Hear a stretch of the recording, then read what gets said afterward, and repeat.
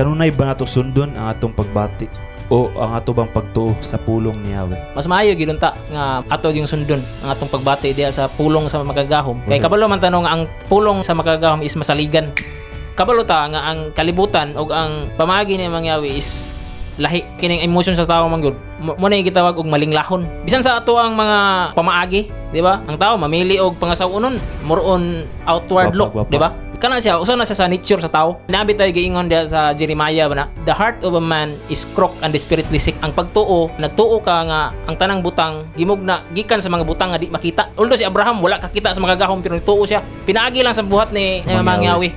Napay giingon ni David nga sa dihang nakita ko ang iyang mga gibuhat ba adlaw bituon mabasihan nimo diha nga nasabtan niya kung unsa ka magamahanan ang atong makagahom. Wala na ilain pa nga pinakanindot nga butang nga atong sundon.